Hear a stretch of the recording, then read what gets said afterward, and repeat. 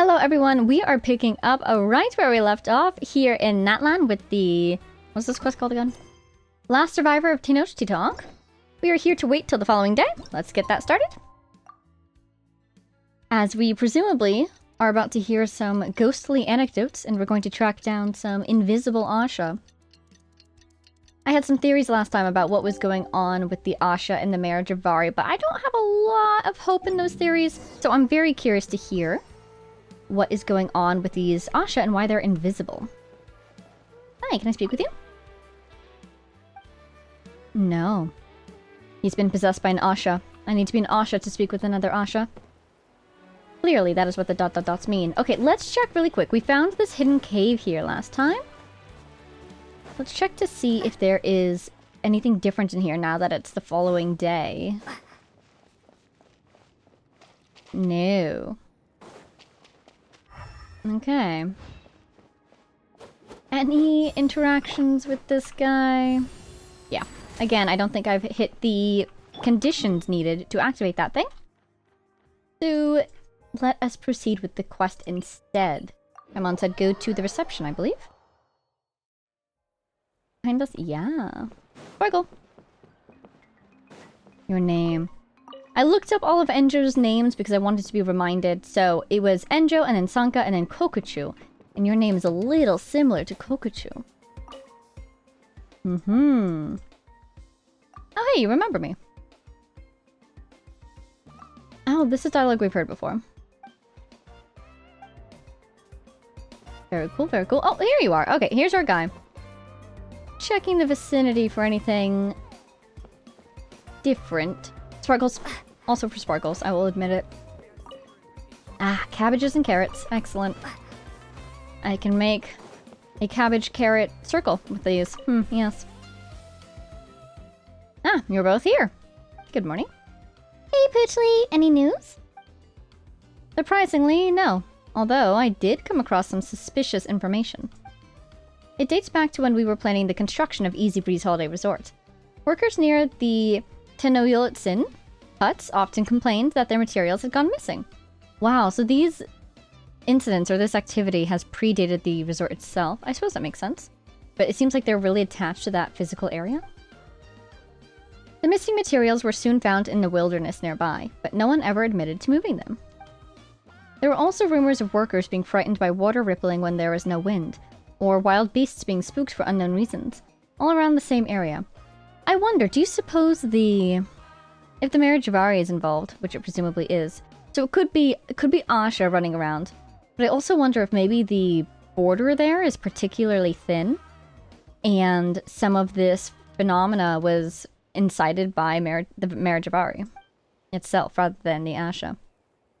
Well, that sounds just like the work of Invisible Asha, but why'd they only show up in one area? I also found it strange. Maybe there was something special near the huts? Sounds like we'd better conduct some field work. Let me mark the location on your map. In the meantime, I'll head to the huts to check on my staff. You are still here, sir. And you won't even speak with me anymore. This is so sad. Oh, that's kind of cool. I don't know if I ever noticed that before, that NPCs you can speak to have the interactable pattern. And NPCs that you can't don't. Wow. Okay, let us head to our first target. You'll never believe where it is. Right where we were earlier. You know, wait, I wanted to check really quick. Over here. The, my best guess for how to defeat this boss. Electro? Yeah, that one world boss that I found. Or no, local legend. Who looks very similar to our friend in this quest. But is indeed not the same person. Lovely, lovely.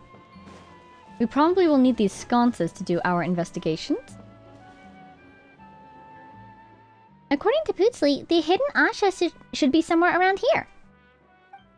Guess that means it's time to use Leela's magic carrots, right? Let's give it a try. Oh god. The carrot juice! You squeeze some juice out of the carrots. I feel like it's a lot harder than that to squeeze juice out of carrots. I guess the Traveler has the grip strength that could crush boulders. Hey, look! There's an Asha right there! On the lake! Oh, Paimon can't believe those carrots actually worked. On the contrary, our Asha sconces are gone.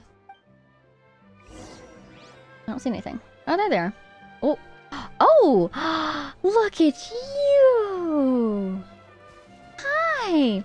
Let's coat the invisible Asha in paint. That way, others will be able to see it. It does look like the erased color. Let's make you bright yellow. Isn't that cheerful? It looks really happy. Is it playing hide and seek with us? Something more nearby. Well, let's see if you lead us towards your friends.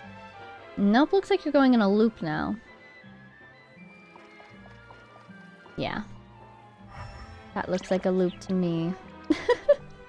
The Asha idols crack me up. Alright, well let's paint that guy just in case that does anything. What do you see, my friend? Search for invisible Asha. And Paimon said they're probably nearby. I think I see one. Oh, I see two actually. Paimon thinks this Asha's playing hide and seek with us. Little Asha, you're making it too easy. Caught you! This is easier than Paimon thought. I love how we all match. We are the most adorable. They look so cool when they're transparent. You know what? Everyone can be yellow. Hey, don't run away! Let's follow them. Maybe they're trying to show us something.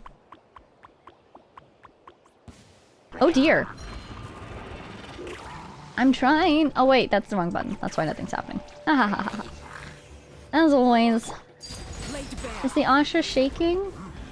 Nope, just kind of standing there. Okay, good. I'm glad they're not too scared.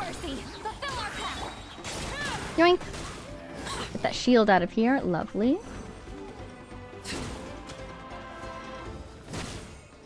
I want my ultimate back. Oh well. Was that the teleporting noise? Are you teleporting me? Looks like this is the last one nearby. They seem to like us a lot, huh? They're not scared at all. Time to head back to the huts. Oh my god. Oh my god. Oh my god. We summoned her. I was almost like, huh, there's Seat Lolly. Wait a second. Seat Lolly? Huh? Traveler? Paimon? It's Lolly! What are you doing here? I'm just as surprised as you two. But it's a welcome surprise. I'm happy to see you too, Seat Lolly. Were you also invited to the resort to kick back and relax? If I wanted an easy breezy day, I'd have just stayed in bed. Are you just acting cute? So, you're here because of Leela, I take it. Sharp as always. Hee hee. I cannot imagine Seat Lolly giggling. Leela told me everything he saw. Everything points towards the Mare Javari. So it's really the Mare Javari? But didn't it, you know, disappear? If it had really disappeared, then it shouldn't be possible to perceive it in any way. I suspect that it was hidden by some kind of power, which would explain why Leela could see it. But enough of that. I'm not here for the Mare Javari either. My main target's the person who showed up in Leela's clairvoyance. Because remember in the event, she placed a tracking element on Kokochu.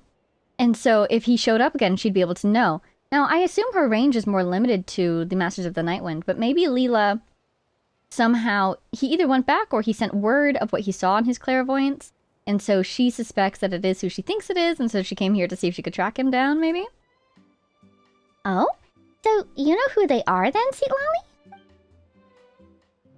If I'm not mistaken, that man's name is Kokochu. I've run into him once before, but unfortunately, he got away. Right, yes. Really unfortunate that he got away. I looked into him a little more and found out he once escaped from Kenichi while using a different name, Sanka. It turns out he's one slippery rat. Kenichi even told me you've crossed paths with him before. Again, this dialogue is probably different if you do the event first. We've crossed paths? Wait, there's no way! It's ENJOU? Yeah, because they never figured that out even during the event. ENJOU? Is that his real name? It could be another alias. Yeah, it is, because when he first introduced himself to us, like his true form, I think it said the thing formerly known as ENJOU, so I think it's just one of his many, many aliases.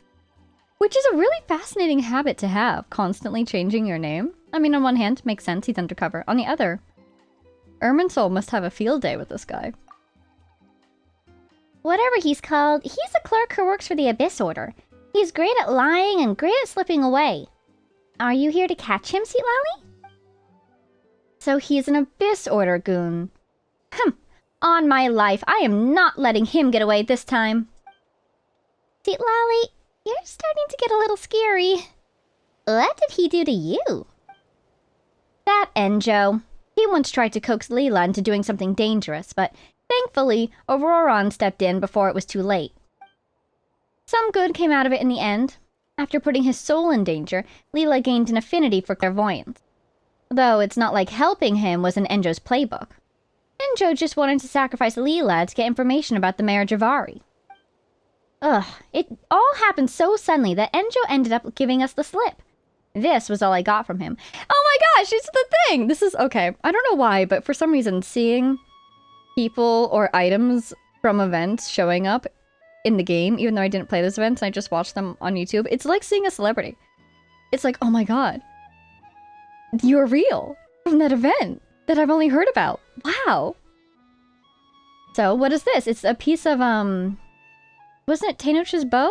It's a piece of a bow.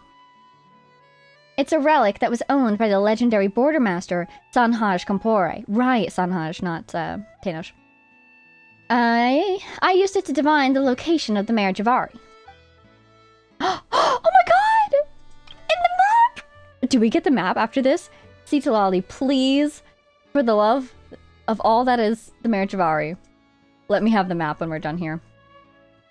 Whoa, is this all we need to find the Mayor Javari?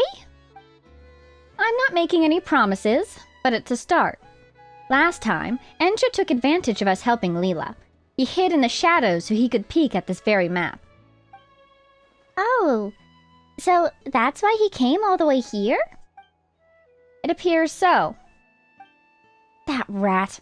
He should know you don't mess with an old lady's pride. Yet the lousy fiend took me for a fool.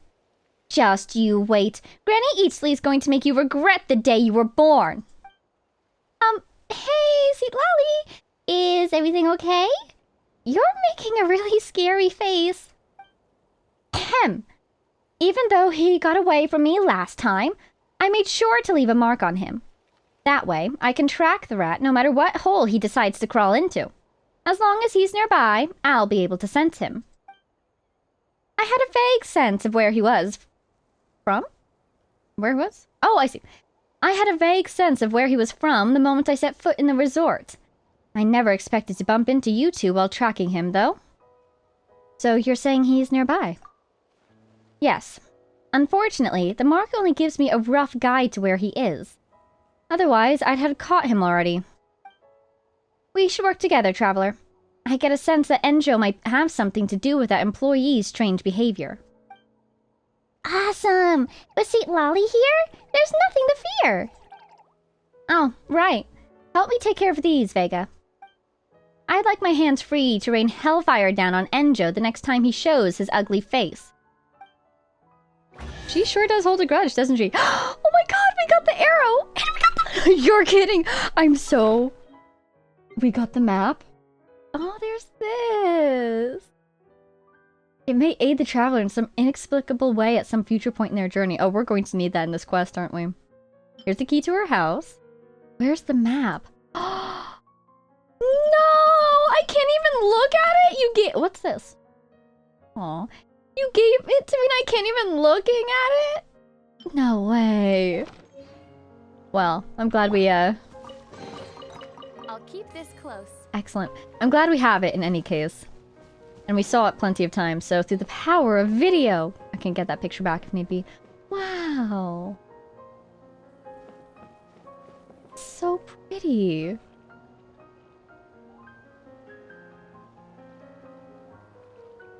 Sorry, I'm just really enjoying watching the stars shifting. That is so pretty. Especially with like the mysterious silhouette of Nodcry in the foreground, background, whatever. That's so pretty. Ah, that's a hole. Don't fall. Heading back to this place. Oh, good job with your wings. We didn't die. We're good friends, Papar. Our mothers are good friends too. We promised to build this resort together. How am I supposed to face them with you like this? If your mother gets ticked off, she'll get my mother ticked off, and then I'll be in the firing line. If that happens, you better believe I'm gonna make it your problem as well. So, for the sake of our mothers, could you at least answer me and let me know you're listening? Oh no. This must be so scary for him, honestly. For both of them. As Tenno-Yolitsin gazed upon the vast burning plains, a turbid black tide welled up on the horizon. Alright, I guess I should tell you how our fathers are faring. That's kind of funny. On one hand, I can totally believe that he's really stressed right now. On the other hand, he's like, alright, I guess I'll just go through the family members one by one. The combination of trying to reforge that connection and also maybe a little bit of a guilt trip. Get through his emotional barrier. Hold on. Eh? You're awake? Oh, hello. It's that old lady? It's that old lady? Do you think he's talking about Citalali or one of the Asha? Papar, what is it? What old lady? Silence. Hold them off outside. If you get any closer, the next time you'll be seeing our mothers is from the inside of a coffin? So he is hearing you. And where's he going? Master Poochly, we're here. Wait, what's going on? You look terrified. And she says that with a happy little smile. Papar, he is awake and he called my mother an old hag. There's something wrong. His illness has gotten worse. He didn't say that at all. He said no such words. He threatened your life. Shouldn't you be more concerned about that? Huh? Well, we'd better go and check on him. I do love the small detail that, like, his role as an employee did include fighting people, theoretically. And so they did hire someone who's good at fighting. And so there was reason to be concerned because he is known to be good at fighting. Anyhow, so this is that out-of-sorts employee? Hey, you! Clothes off! Wow, Seat Lolly, take him to dinner first. Are you sure? I presume she means the costume. He's definitely not one of the resort staff. Oh. Oh? Okay, I feel like if it was our good friend Kokachu, she would have a stronger reaction, so... Who is it then? Last chance. Get rid of that disguise or I'll make you wish you did. Hold on. Something's not right. Islali steps forward and tears away the costume, but there is nobody inside! Haha! All she's left with is a notchly costume with traces of lingering warmth. So there was something going on with this guy. Aha! Are you kidding me? He got away! What's going on? Was Tenno-Yolitsin hollow on the inside? No, there was someone in this costume alright, but it looks like they slipped away just before we got here. What, are you was that Kokachu this whole time? And he said, wait a minute, that old lady, right? Or whatever he said? Yeah, he said, it's that old lady! Because he recognizes her from Spirit Seeking! Oh, this is so cool. I cannot believe he fought us earlier. He used Electro earlier. That's interesting. Because he's a Pyro Lector, right? So, what's going on here? Did he replace the employee at some point during the night rather than yesterday? The mystery thickens. Ah, darn it! It must have been ENJOU. I can sense the aura of my mark on him. Wait, so the Tenno-Yolitsin we met just now was ENJOU in disguise? How long has he been playing us along? Probably since the very beginning. That's the funny part. If it was him in the costume yesterday, then he met us, we met him, we looked him straight in the eyes, and he was like, tee-hee, they don't know it's me! That's kind of funny. Wait, if that's not Papar, then where's Papar? Oh, Archons, I deserve the scolding our mothers are going to give me. Don't worry, we'll get to the bottom of this. Ah, I can't believe ENJOU tricked us again. We have to catch him. Vega, it seems he fled in a hurry. My arrival probably threw him off, which means he might have abandoned some things around the camp. Then let's go searching for clues. You right there? He's right there! Citalali, you can't sense him? Right there? Maybe she's thrown off because some like, residuals of the mark were left behind on the costume. And so she senses him right next to her and doesn't realize she's really sensing him right next to her. That old hag, she's even more of a nuisance than I am. I love him so much. Guess I'll just have to wait and see how things pan out. Bye! We'll see you later! What a delight. If Papar isn't in Tenno Yolotsin, then where is Papar? Yeah, valid crash out. His childhood friend just up and vanished. Hey, Citalali. He might have left some things around his camp in his hurry to leave. Let's take a look around. Hey, Citalali. It's like looking in a mirror. Wow, I love it. I love doing that. I've never done a Citalali voice before. I'm definitely getting better with practice, but it definitely takes some practice too. Investigative reports Marijavari. No extant records suggest how the Marijavari could have disappeared. It seems that all related information was erased alongside the Sea of Ash itself. The only speculation that remains to be made comes from an ancient legend. Thousands of years ago, a troop wandered through the lands. For flutes, they had swords, and for harps, they had bows. They performed for guests, and also for foes. They once traveled through the desert, and they also set foot in the blazing Marijavari. But mainstream history dictates that the Marijavari only disappeared 500 years ago. Assuming the records of this ancient troop in their heyday are accurate, it may suggest that a temporal disruption phenomenon occurred in the Marijavari. Temporal disruption. Time. Could the transcendent power of the Abyss threaten even the flow of time? Great question! So, okay. Thousands of years ago, a troop wandered, and they set foot in the Marijavari. Oh, the Marijavari only appeared 500 years ago, not disappeared. Oh, fascinating. Was it created in that battle 500 years ago? I think that makes a lot of sense, and I can't believe I didn't realize that earlier. Because originally this place housed... I'm going to forget their name, but Tenochtitlan, right? And then became renamed the Marijavari because everything was destroyed in the battle. The Marijavari was super dangerous, and so it disappeared like shortly after it was made, but then the little bubbles were popping up until 20 years ago, in which they stopped permanently due to the efforts of Mawika and Venti, kind of ish. You know, he told them about it, I think. So this is pretty cool. He figured out that it disappeared because of a temporal disruption. Because the Wanderer... The Wanderer...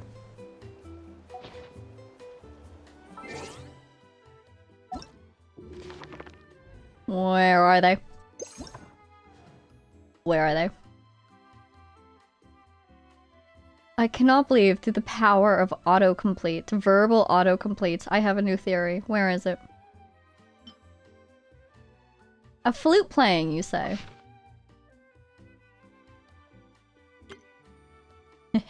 Thousands of years ago, a troop wandered through the lands. The troop owns not a single shred of sheet music. You know, this isn't too long. We should read these. Yeah. Start here.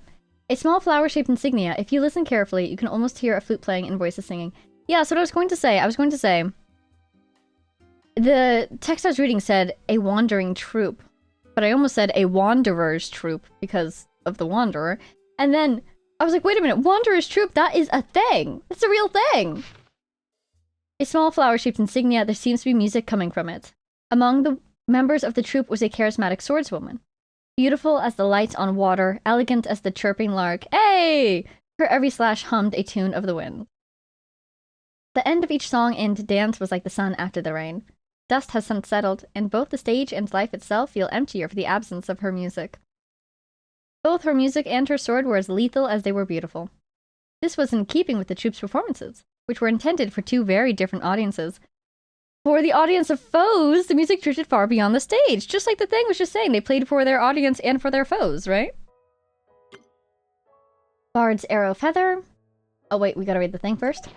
An azure arrow fletching that has neither faded nor splintered with the passage of time, the sound of running water seems to linger around it.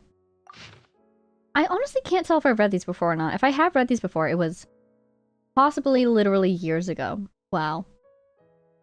An azure arrow fletching that has survived the test of time. The fletching seems to produce a tune as the arrow flies through the air. That is so cool. The harpist of the troupe was also a skilled archer. Legend has it that he could lower the birds in the sky with his harp and then shoot them down with his arrows. It is said that he never looked at the sky while he was playing the harp to lower the birds. Some believed the reason was his harpist's arrogance, while his companions said it was his hunter's mercy. The ill-fated birds became the fletching of the harpist's arrows, and the sound of the harp became the bird's elegy. This feels kind of sinister. With all the imagery of bards and harps and birds, which are all things I associate with Venti, please don't shoot Venti. That would make me sad. No! Wrong button, darn it. Literally, how did that happen? Huh. Okay. Concert's final hour. An hourglass used to keep time during a band performance. It once made a crisp sound, but their performance has since ended. I have totally read this before, actually. That sounds familiar. The troupe's hourglass, which is also a harp. The tune becomes deeper with the passage of time. When the performance was coming to an end, the troupe would play this harp. As time passed, the tune of the harp became deeper. The sound of the harp dying down marked the end of the show. Everything has an end, and the troupe was no exception. One by one, each member of the troupe met their fate, and their instruments were buried deep in the dust. As the harp fell silent, the final sound heard from the musical troupe was the faint trickle of sand as it slid down the hourglass one final time. That's actually kind of beautifully ominous. Especially, like, coming back and reading these early artifacts, now having more knowledge about the shades, and these guys possibly having adventured in the Marriage-Avari. Like, ooh. Time and death, eh? An ancient, strangely shaped canteen. The interior is fitted with harp strings, which play a wondrous tune as the water flows out. Just so cool. A strangely shaped kettle that plays a wondrous tune as the water flows out. There was always life in the music of... What? There was always music in the life of a troupe member, even when drinking water. An ancient tale tells of a wandering troupe that roamed the land. For flutes they had swords, and for harps they had bows. They performed not only for friends, but also for foes. He just directly quoted this. That is so cool. They traveled through the desert and set foot in the blazing Marriage-Avari. The tune of the harp echoing in the kettle was a reminder for them. Along with the boundless tunes we walk. Wherever there is music, there is us. That's really cool. That's really cool. Not gonna lie, that's really cool. Conductor's top hat. A top hat that has managed to retain its radiance despite braving the elements for time untold. An ancient tune still resonates within. Listening closely, a beautiful top hat, specifically, untouched by time. Fascinating. Listening closely, one can almost hear an ancient tune echoing inside the hat. Thousands of years ago, a troupe wandered through the lands. The troupe owned not a single shred of sheet music. What they saw was what they sung, and what they heard was what they played. As time passed, the troupe gradually realized the vastness of the world. There are so many things in the world for us to sing of. The members then turned the notes into words and recorded their journey in a book. This book, the Windsith as they called it, was still held tightly in the conductor's hands even after his death. You're kidding me, wait! So one final thought before we move on, because it actually ties in, is I was finding it kind of interesting how this is such a human-oriented set, I suppose you could say. It's telling about a presumably human adventuring troupe and all the music and all the experience they had in this world and all the adventures they went on and the human things they achieved. And I just find it very interesting because I actually associate this set really strongly with, I guess, Neuvillette. Because I think I still, to this day, have this set on him. Because it's like, is this one I have on him? Is this his best set? Wait, let me check my own sources here. Where are you, buddy? Yeah. And I just find it interesting that if you look at the recommendations, it's his second, well, okay, by 1%. But it's a set that worked really well for him until you have his intended one. And that's kind of cool that there's that little connection. I don't know. I'm having a hard time putting it into words. But then the Windsith is also somehow connected to this. And you know who uses the Windsith? Also Neuvillette! That's so cool. Here it is. This is what I have on him, right? What does this thing do? Oh my god, that's not what I was looking for, but that is what I'm looking for next. Is it the Widsith that I have on him or Mapamare? I'm pretty sure it's the Widsith. Let me see the cover. Yeah, it's the Widsith. I don't have a lot of these. Oh, hello, my love. Okay. The Widsith, a heavy notebook filled with musical scores. Though suffering from moth damage and heavy wear and tear, there is still much power to be found among the handwritten words within. What a cool spine. Wait, stop spinning. Look at the spine of this thing. What's this? Oh, that's... Oh my god. So after you level it past 40 or whatever and it changes? You know what's crazy about that? So, first of all, look at the spine. Oh, pipes! So that's a moon. That could even be 3 moons. And then there's pipes. And then that's a moon on the cover. So, very moon, very lunar, isn't it? Oh, those are piano keys! And then... you do this, and it goes from the moon to the sun. That's like earthly, and that's like celestial, I suppose, because the tree disappears and the little lamppost disappears. That is so fascinating. I'm so curious about those chords in the middle of the moon on the spine. 4 strings? A notebook that was shared among the members of the Wanderers troupe.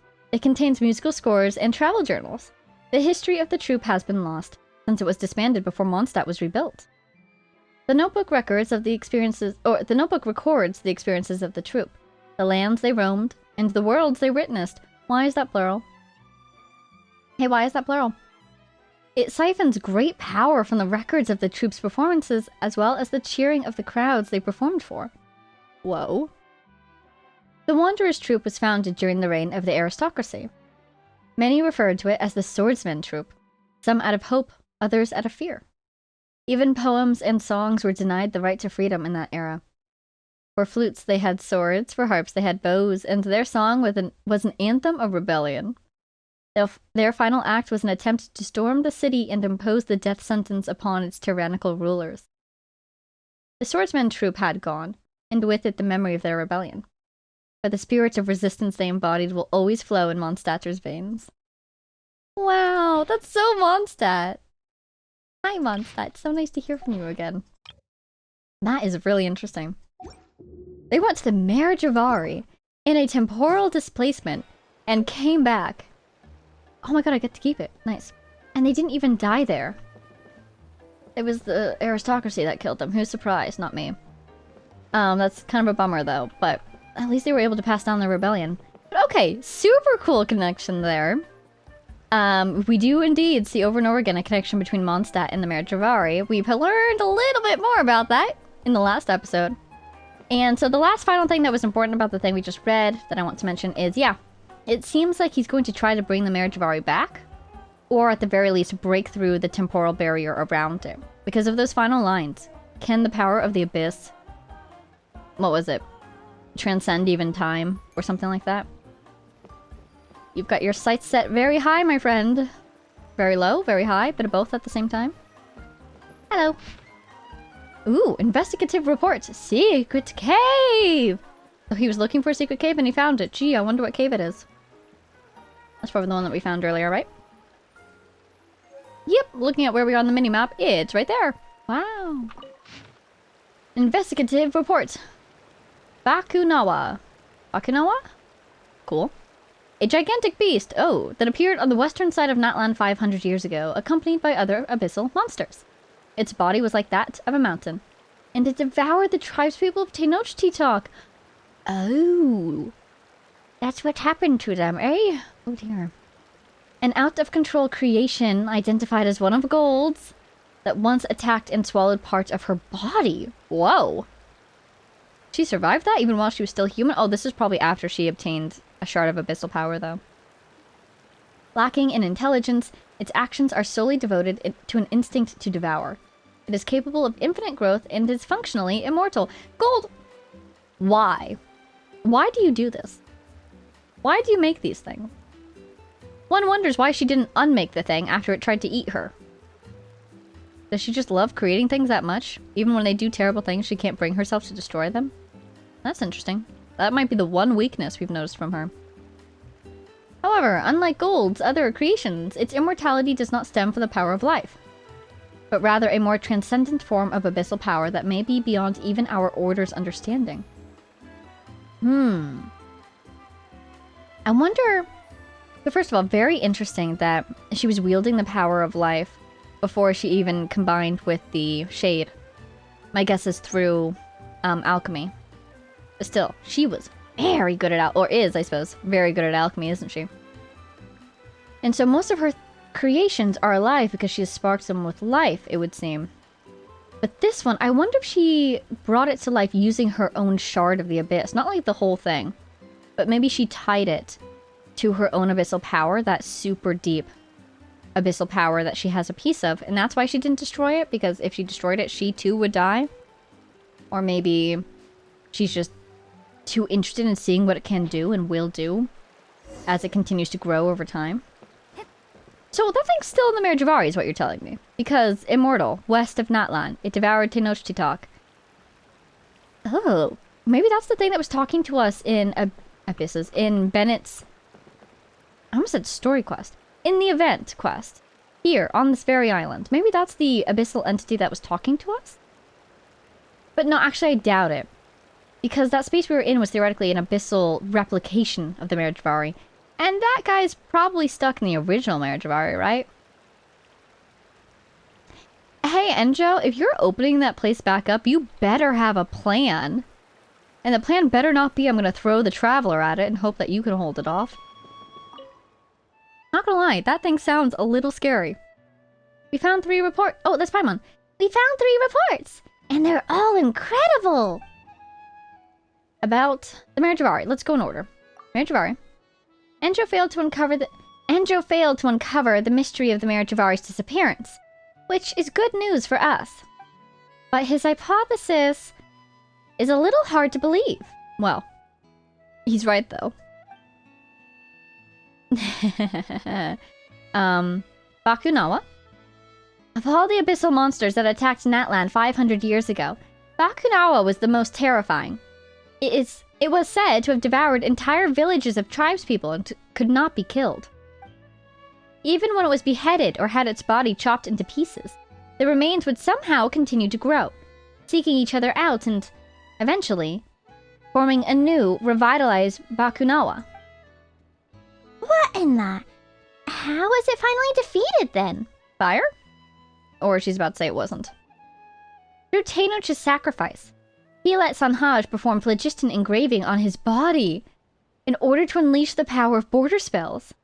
Then Tenoch allowed himself to be eaten by the beast. So that's what happened. They opened the Night Kingdom inside of it. That is incredible. And I see why it took the sacrifice of both of them to do it.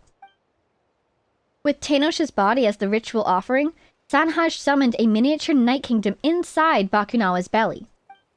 The clash between the powers of the Abyss, the Lord of the Night, and Tenoch's spirit in Bakunawa's body led to a violent explosion that shattered the monster into innumerable pieces. Yet even so, some believe it never truly died, and that its rebirth was merely suppressed by the chaotic energies unleashed in the blast. If the right conditions are met, the beast's remains could potentially still grow into a new Bakunawa once more. ENJOU, buddy. What's Sanka? Kokachu? You better not. Why would you? Please don't. We will all die. Big yikes. So about the secret cave. It seems like ENJOU memorized our map after he snuck a peek at it. This is his redrawing of it. Judging by the markings, he must have found his destination. Blech. So why didn't he do anything? He just wasted his time out here putting on a show. Given the cunning he's displayed so far, I doubt he did so without purpose. His act must have been necessary for him to break through certain obstacles. Now that we've read all 3 reports, what should we do next? Let's go to the place marked on the map. Good idea. It looks like we're pretty close. We just have to figure out what the Abyss Order is up to. Let's head out. Marr. So I want to see the map again. Here they are, lovely. So, she said he redrew it from memory based on our map, but that looks nothing like our map. They're being very kind to us. It looks very much like the mini-map. Now, I wish I could compare. Can I look at it now? Where is it? Oh god. I always lose things. I wish I could look at it. I guess you can kind of see it there on the picture. Because remember the two, like, cores in that map? There was one, like, here, and there's one, like, here. I'm fascinated that we're actually all the way over here. But, I mean, yeah, he sure did find a cave with the Masters of the Nightwind thing in it. Go deeper into the cave! Why is my co-op is disabled? I guess it's a world quest thing. Ooh! Hey, wait a minute! Aw, they put these iron chunks here for a reason. Every single time I saw the iron chunks, I thought to myself, I really want those iron chunks. And I also thought to myself, I have no need for those iron chunks. I should have trusted the sparkle instinct. Always collect everything. I might have missed that cabbage. Hmm? Oh wait, there's an up. I think we just made a loop. We sure did. Well, I'm sure that will be the last 1% of exploration I needed for Natland, so I'm glad that we got it now. Hello! What do you think, Sweet Lolly? Looks like we've reached the end. What's this? It looks familiar.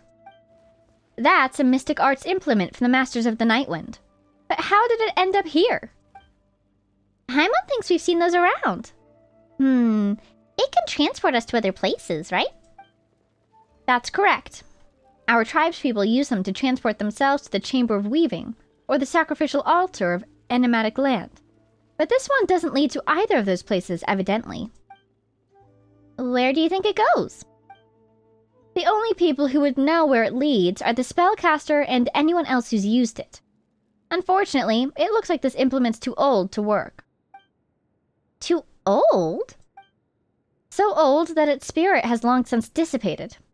I doubt that ENJOU brat could have found a way around this either. Is there any way to, replenish its spirit? Make it work again? As much as I desperately want her to, and I so dearly want to go through it and see what's on the other side, we are playing right into his hands! Again! Just leave it be. If we can't use it, neither can he. I'll come back in like 6 months, when he's gone, and then we can do it, yeah? There is a way. But every spellcaster is like a different lock, each needing their own key to open. I'll have to figure out the structure of this implement's lock before we can get it up and running again. Just like that? Wow, Lolly, you're amazing! Obviously. Look up my name in the Nightwind dictionary, and you'll find 3 words. The real Shadil.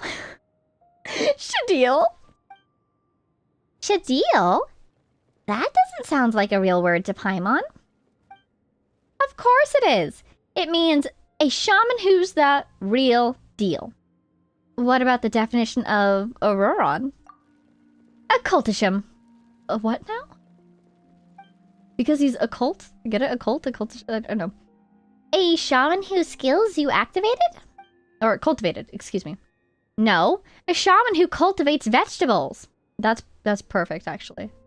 That's pretty perfect. That should be the name of his school. Cultivisham. Cultisham? Yeah. Already his students are following in his cultivatory footsteps. He should name his school after that. You didn't write this dictionary yourself, did you, Lolly? That's enough jokes for now. Just give me a moment to look at... Wait. Who goes there? We were followed? Whoever you are, come out with your hands up! Paimon, where did you even learn that? Oh, it's the Asha. I was thinking it would be Invisible Asha, but it was in fact the formerly Invisible Asha. Oh, it's just some Asha. You scared Paimon half to death. She thought it was that awful ENJOU guy. Odd. Why are there Asha following us? Maybe they like us? Hushli told us that Asha are the benevolent souls of the Mare Javari. They're a friendly sort, too. you mean how benevolent soul is one of the ways to interpret the word Asha? I've heard that said before, but it doesn't solve the mystery of why they followed us all the way here. Hold on. I think I've got it. Maybe they're not just being friendly. What else could it be? Maybe they're after something we're carrying. If they're the benevolent souls of the Marjavari, it'd make perfect sense for them to be drawn to it. Do the honors, traveler. Sanhaj's relic! The one that we just got! Do you think they recognize it? Sanhaj's relic! Oh wow, the Asha are really happy. They must have seen Lali take it out just now and followed us ever since. Look at how gently they dance. Look at how they float through the air like dandelions. I love them, they're so gelatinous. A reunion after all these years. Oh my god, they're gonna reopen the thing. Oh my god, they did! Wait, it's just like we saw in his clairvoyance. This is the exact scene. I don't think we were here, but those three were here. Right, I forgot about that. The implement! It's active again! But how? Aha! It seems the... what is behind us? I'm sorry, the abyss is... Lali, the abyss is behind us. It seems the Asha were the key we needed for the lock. We might not know who left this implement behind, but the place it points to must have something to do with the Marjavari. Should we go and take a look around? Only if you're both ready. We can't wait too long. That brat from the Abyss Order is going to catch up to us sooner or later. He might have already done so. And I think he deployed a distraction. And I think it was super effective. Because we're going to go fight that guy and he's going to sneak in behind us. Let's go. Wait a moment. Let's wait just a moment. Because... Oh! When did you guys get here? Well, if he's going to distract us, I shall let myself be distracted. That is fine by me. Actually, let's do this. I wonder if she'll be able to just boom through their shields a little bit. Kind of. Good enough. I want her to be fully healed. Alright. Okay. What greater pleasure is there than the unexpected? Indeed. Okay. False alarm, I guess, Lali. Oh, the Asha disappeared. Rip. I am now ready. Thank you for waiting. I thought it was all a plot, but it was just a chest. How lovely. What did Arkino just say? What other pleasures are there than the unexpected or something? I'm a little worried about this one, but... Okay, let's go. Last survivor of Tenochtitlan. Oh god.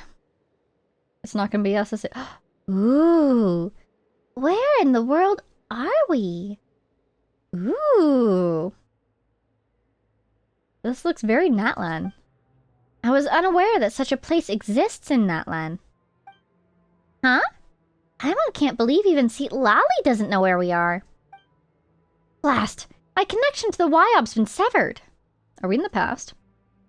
That's the only thing I can think of that would sever her connection if we were still in Natlan. Unless the Abyss is, like, below us, between us and the Wyob. What does that mean? It means we're probably not in Natlan anymore, Toto. Huh? How? We were in the resort just a few seconds ago. Paimon, we went through a teleporting device. We talked about how it was a teleporting device, and we went through it. I'd explain it if I could.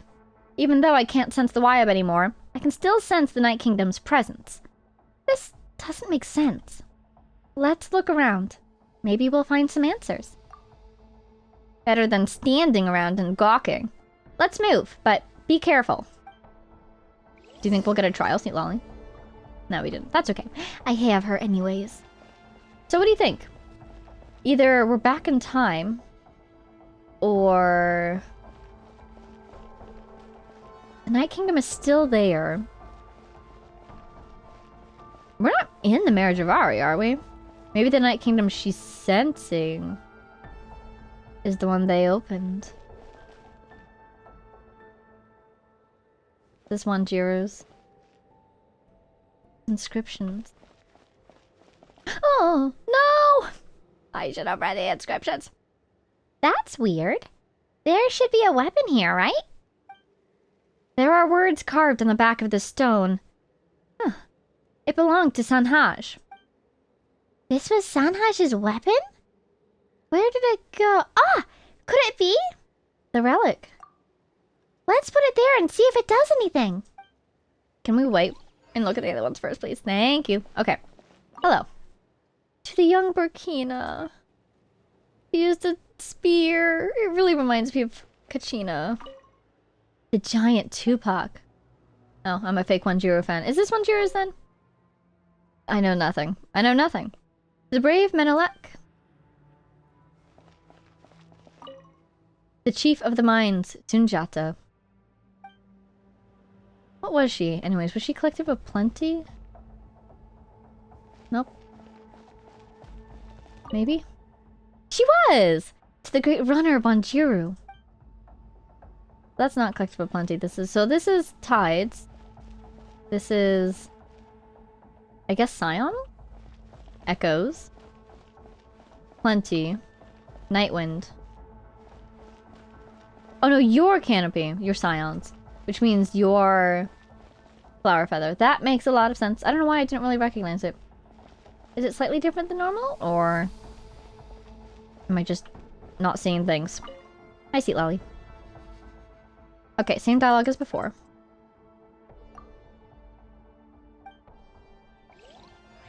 And then...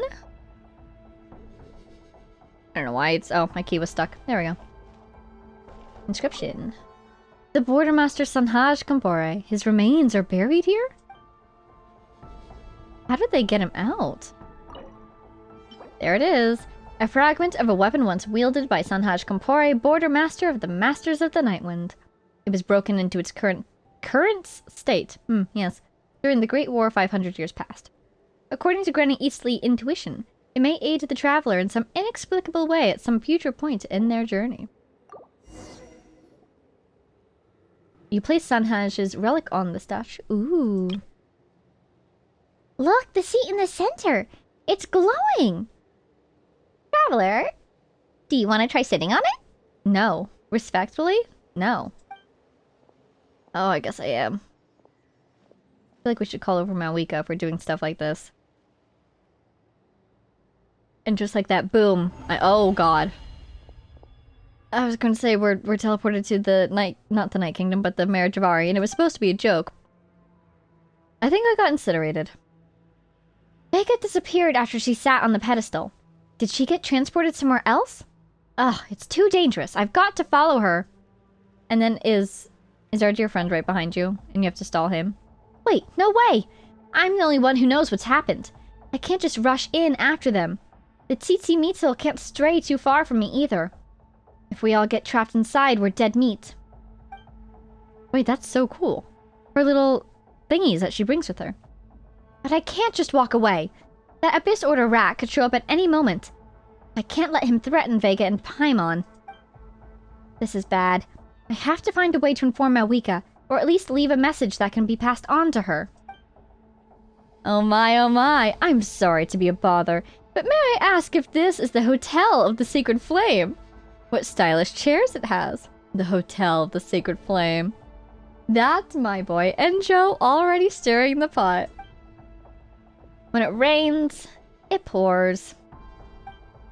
Oh my, could it be? The fearsome Granny Eastleigh, the one who's been chasing me everywhere. When did you get into the customer service industry? Abyssal rat, still running that rodent mouth of yours? Is this another one of your schemes? I admit that I can be somewhat loquacious, and I adore a good scheme as much as the next abyssal rat.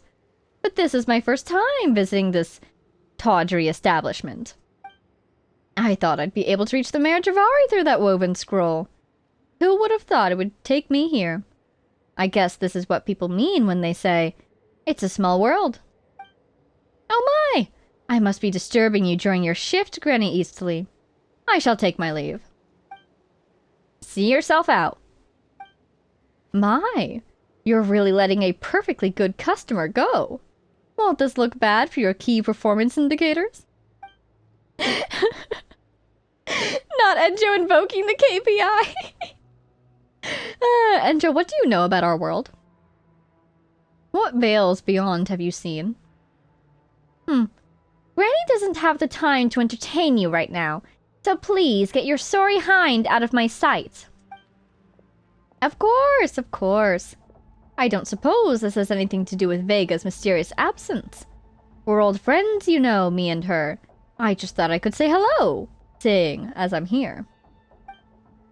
Or perhaps I could draw your attention to her familiar scents left behind on that chair over there.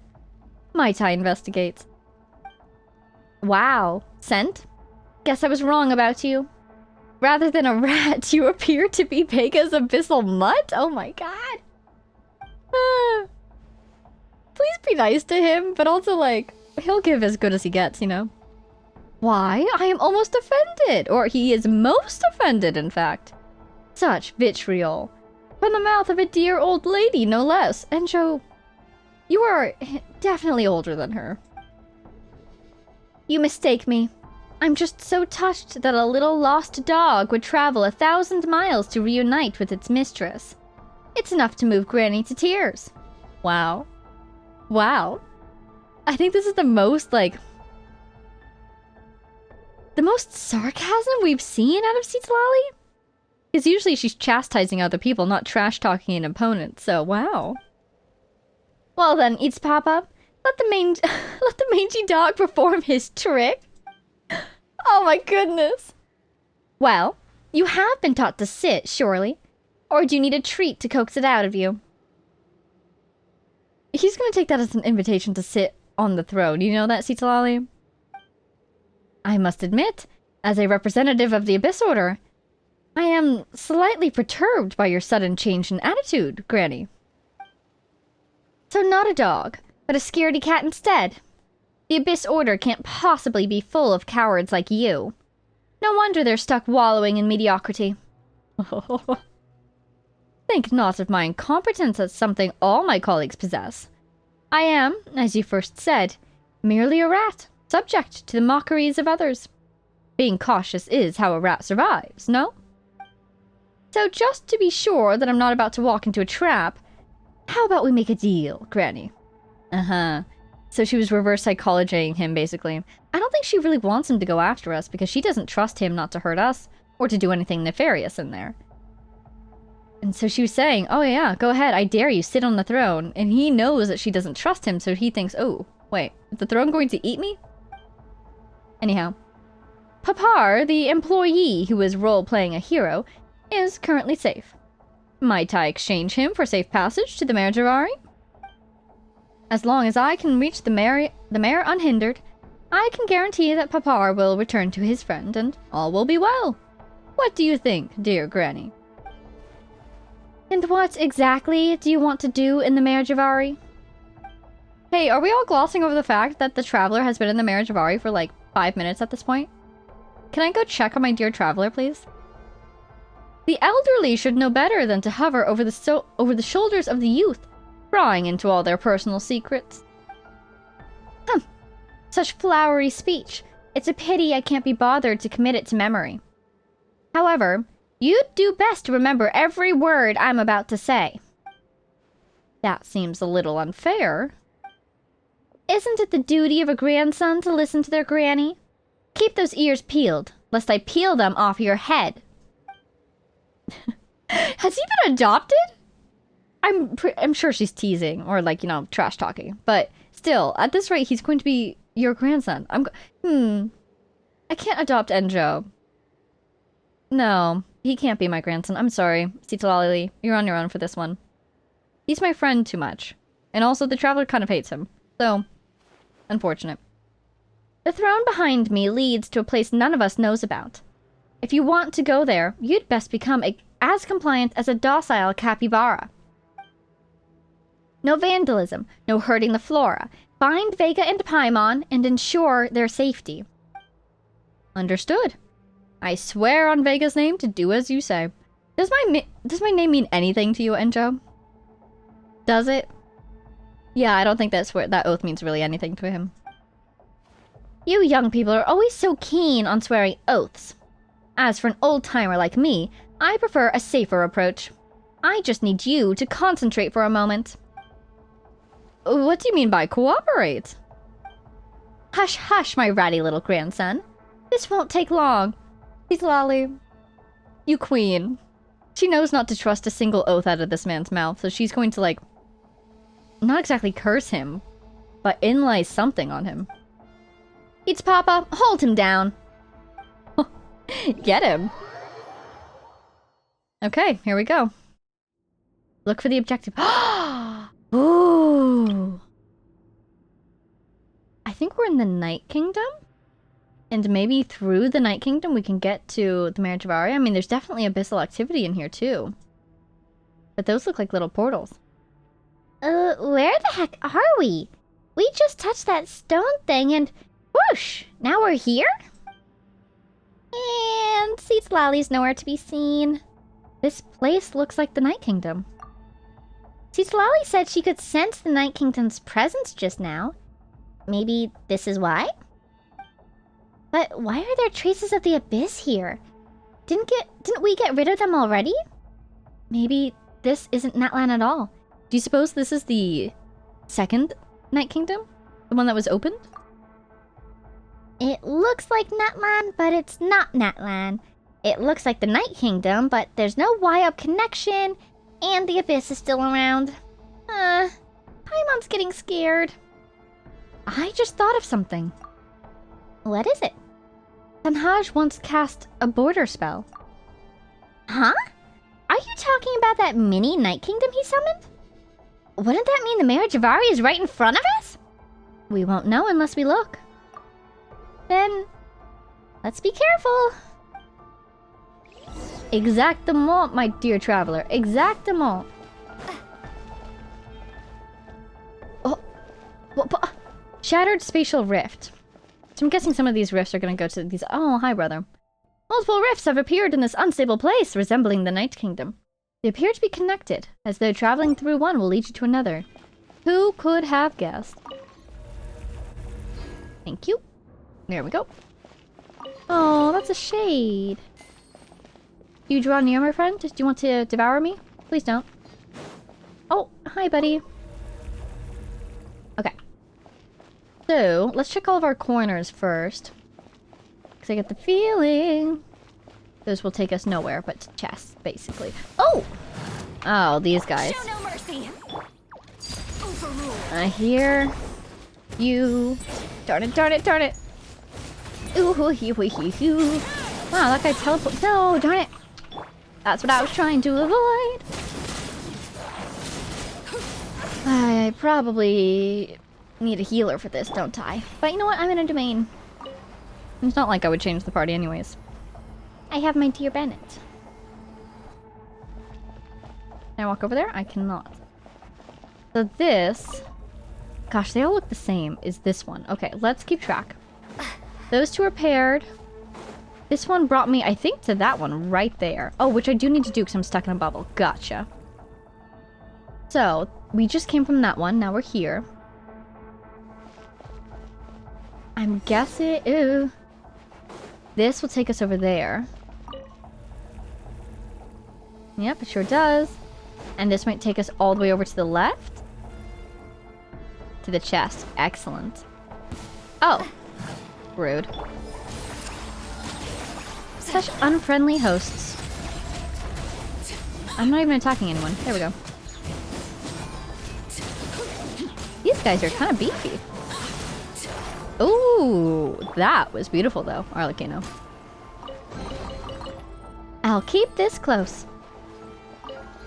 No, no, no. You know, better one, better one. Abyssal chest. Is this stuff even real? Something like that. Okay. So we did that whole loop. That goes to there, those two go to there, that goes to there. Okay. The only one I don't know about is this one, I think. Where does this take me? Oh, I see. I don't know if I can even get into the other space anymore. Interesting. Okay. You go over there. So, just trying to make sure I visit them all. Hey guys, how's it going? Everybody stand back. Nice. There we go. Blasting as the moon. I love the sound of the traveler's attacks. They sound so wonderful. Okay. Corners, corners, clear. This guy.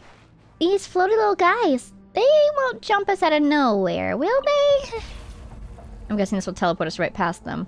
Imagine you turn around and they just slowly start creeping towards you. That'd be kind of cool. But this is the Mega Rift, isn't it? Look at that. That looks so cool.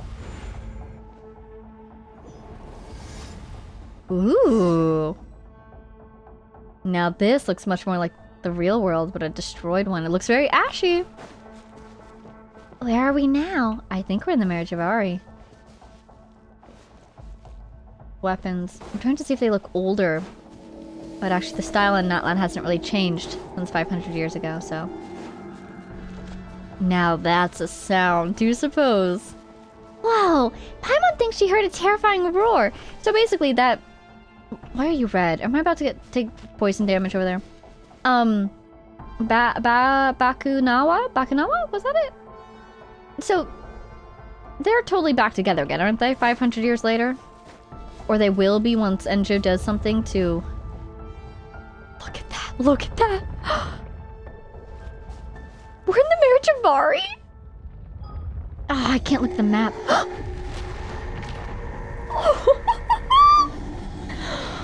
Oh, heck yeah! Also, heck no! Someone's a little grumpy. Someone has some indigestion. Someone just pieced themselves back together after a couple hundred years, no? I really want to go that way, but I don't think I'll really get that far. Oh! Yep. Nope, they want me on the path. You know what? You know what? I think it's time to make a decision.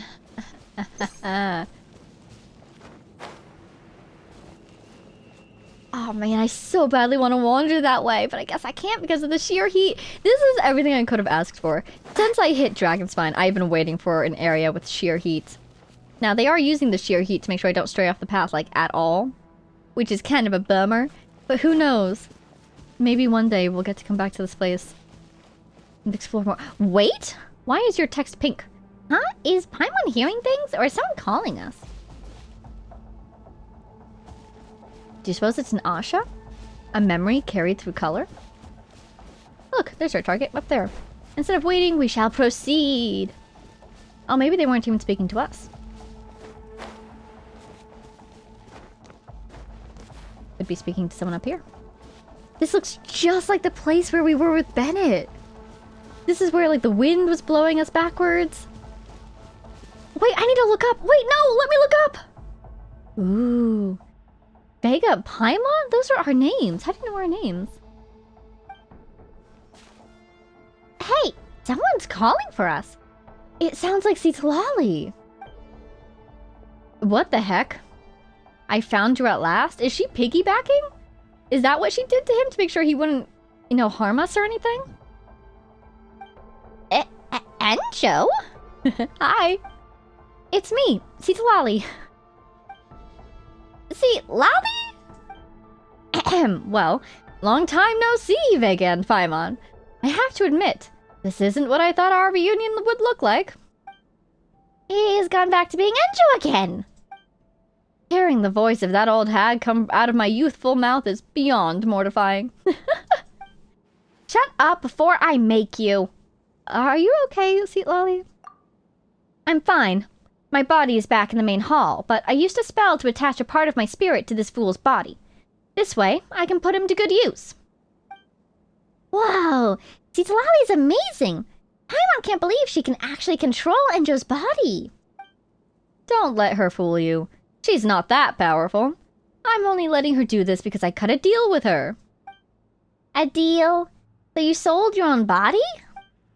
In a partial, temporary, and limited transaction.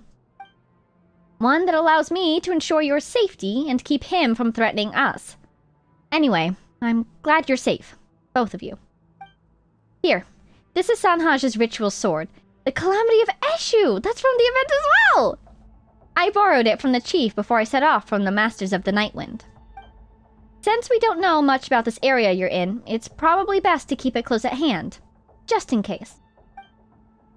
Whoa, so this is what he used to summon the Night Kingdom? What a rare and precious treasure. I don't suppose it'd be a problem if I just touched it for a moment. Look at the focus on his face. He's gonna try to steal that. In your dreams, we're holding on to this. So stingy. Don't you know that I was the one who found the relics used by Sanhaj to open up his passages? I didn't kick up a fuss when they fell neatly into your hands, did I? You could learn a thing or two from someone with my magnanimity, Paimon.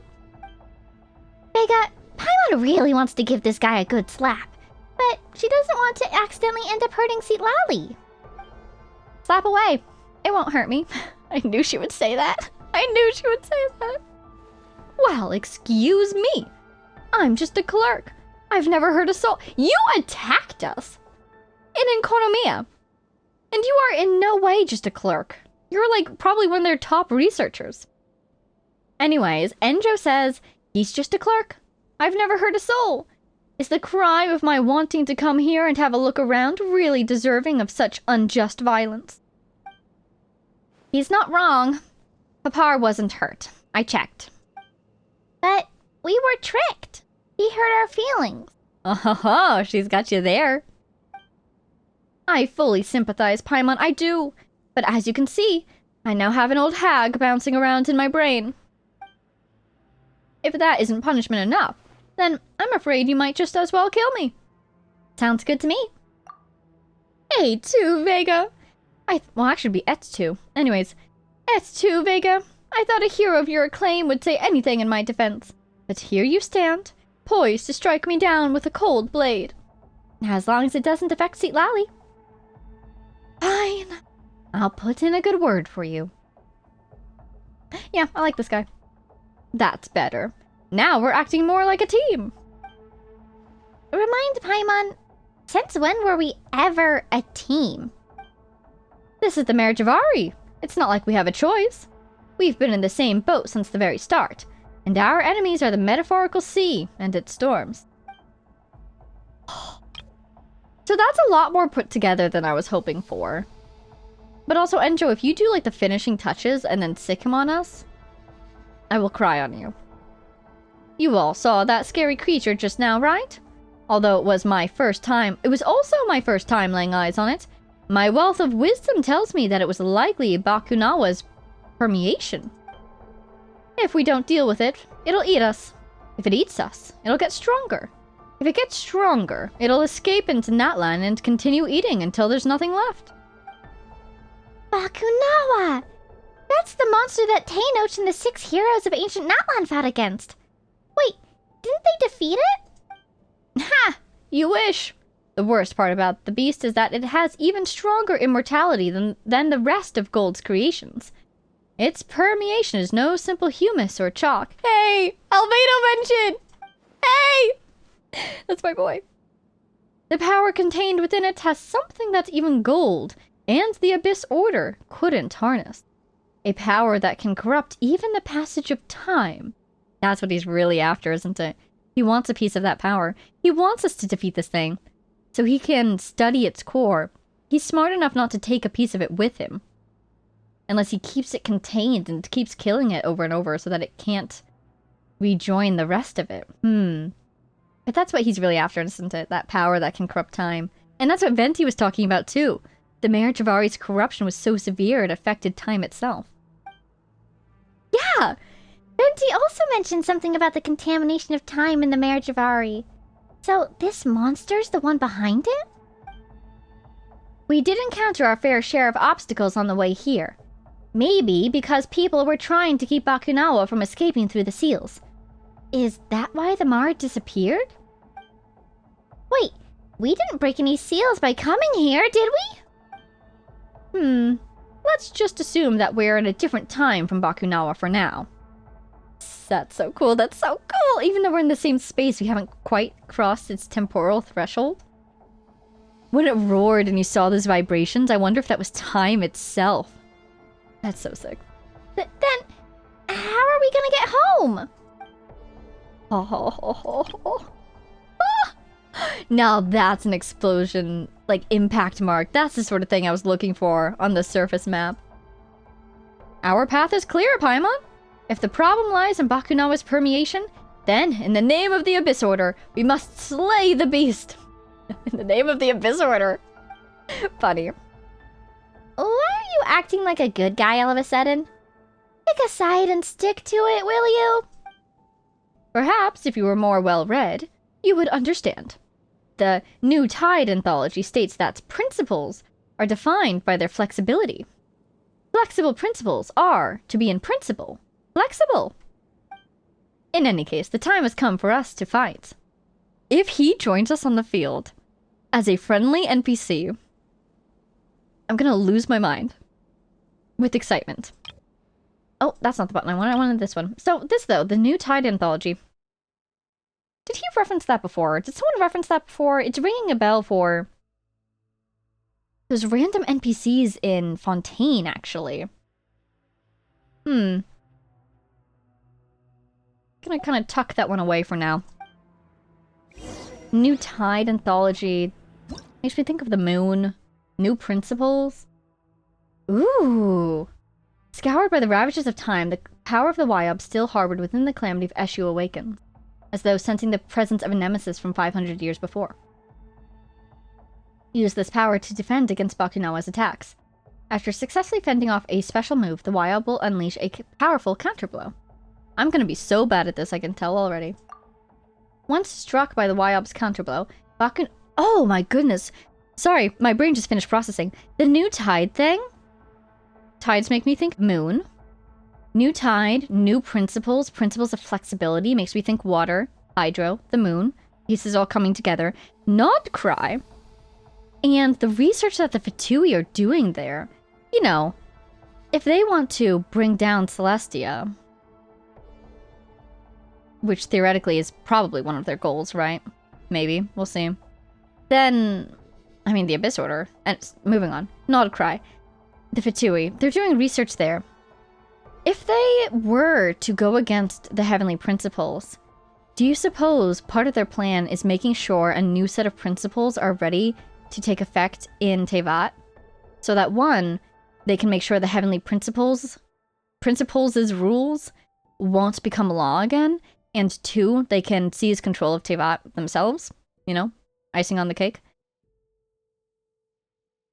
What does that have to do with the moon? Heavenly principles. I mean, the moon's a pretty celestial object. It'd be kind of cool if they were trying to set up one of them. Oh, man, it's all coming together. So, okay. The moon goddesses existed, but they're all dead, right? So, we do know that the Fatui, in the past, has engaged in artificial god creation research, particularly with Dottore and the Wanderer in Sumeru. They might not remember the Wanderer, but I'm sure Dottore still has that research in some form. So it would be really cool if they were... And the moon thing, the moon that's up there, the shattered one, that was technology, right? Dragon technology, but still, that gives them additional resources to pull from. What I'm trying to say here is it would be really cool if what the Fatui were trying to do in Nodcry was research the moon in order to create an artificial moon and an artificial moon goddess that could implement a set of rules should they manage to successfully overthrow the Heavenly Principles. That would be cool. Is that likely? I feel like that's kind of a big side project. So, like, I could see, when I say side project, that makes me feel like it might be a Harbinger project, not a Saritsa-backed project. In which case, I wouldn't be surprised if Dottore is involved. But all I know for now is that Columbina is involved. And she's very moon-aligned. And I know they're researching the moon power from that one web event. The question is, did Columbina have that power before or after the events of Nodcry? And I suppose we'll find out when we get there. Moving on! Once struck by the Wyob's counterblow, Bakunawa will be temporarily paralyzed. Seize this opportunity to unleash the power of the Calamity of Eshu and attack Bakunawa's weak spots for a chance to sever its limbs. I'm gonna be so bad at this. Oh boy. Here we go. You look very icy. That's good. I'm very pyro-y today. Attack with the full power of the Calamity of Eshu when Bakunawa is at its weakest to thoroughly destroy it. Though, as legends tell of the terrifying monster's powers of revival, It remains to be seen if it might one day rise again. Yeah, you can't kill something like this. Okay, look up. First thing, look up. Aww. That is so freaking cool looking. But also, equal parts gladdened and saddened that Bennett's constellation isn't up there. Saddened because Bennett's my boy. But gladdened because it probably would be bad for him if his constellation was up there. Alright, here we go. Defeat Bakunawa. Oh, I'm so freaking doomed. So I'm not even gonna try oh, he noticed us. Why are you so big? Why am I so tiny? Oh good, I made it through the shield. Okay, so I'm not even gonna try fighting this guy. Oh, timing, timing, timing. Well done, Vega. You've mastered the power of the calamity of ENJOU. Should I start charging up a... Oh god. That was cool. A bond of life, or should I just, like, give up on that? Apparently the answer is give up. Oh god, that timing was way off. Oh, I dodged through it. Wow, that kind of gives me hope, knowing that I can actually dodge. Uh-oh. Okay.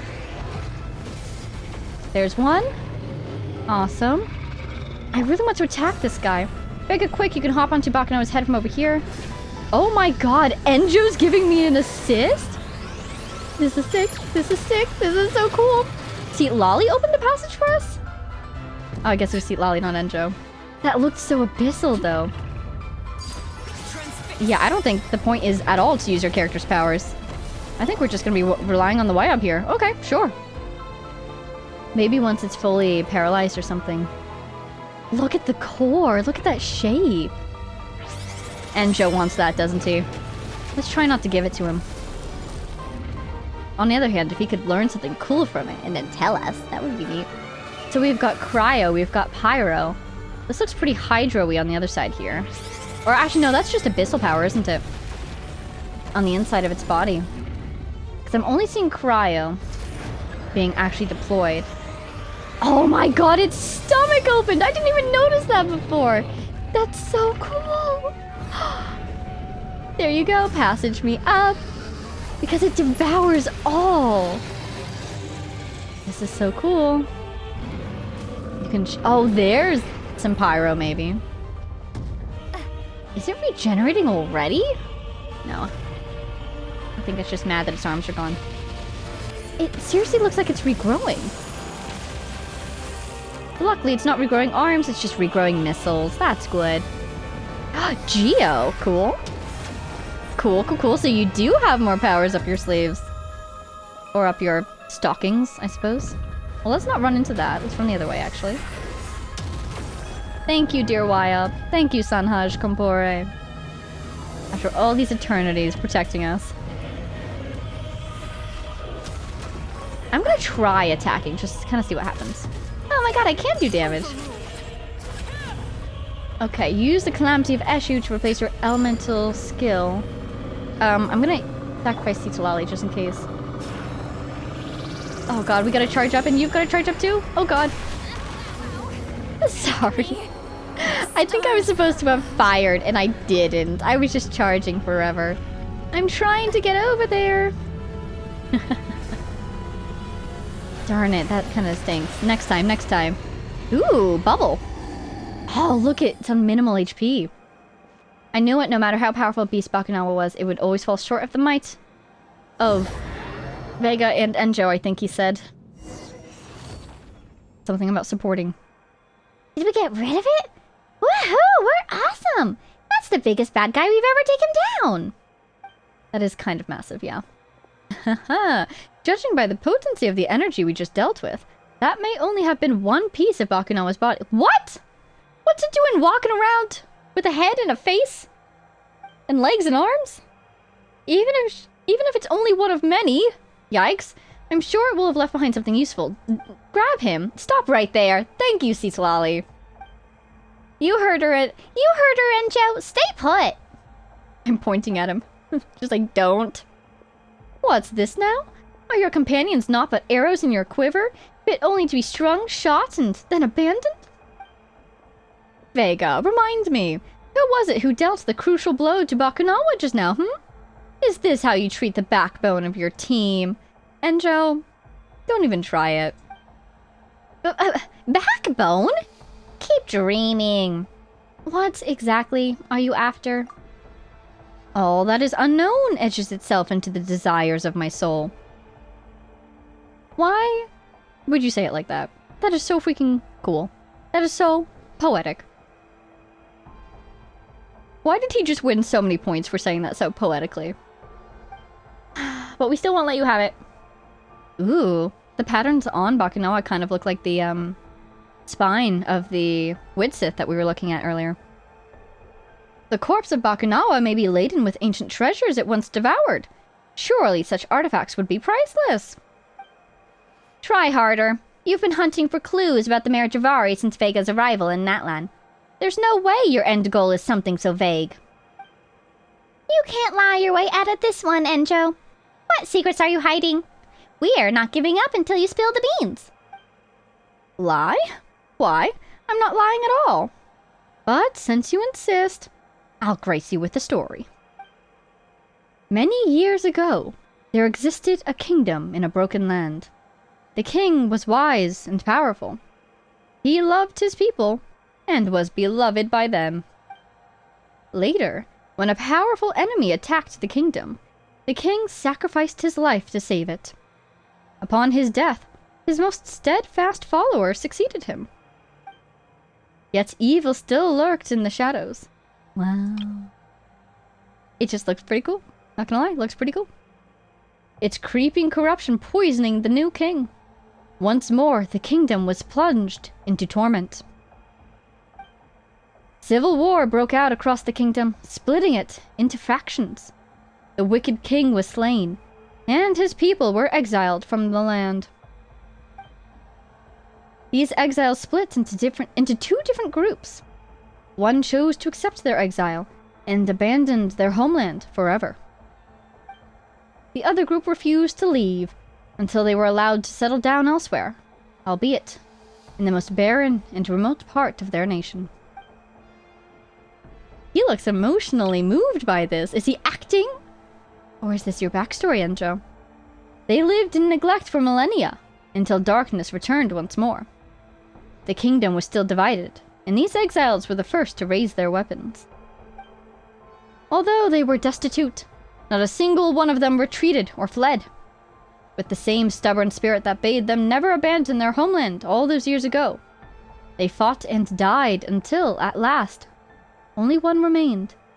Okay, I'm gonna review this real quick. His people, the Wicked King, accept their exile. Getting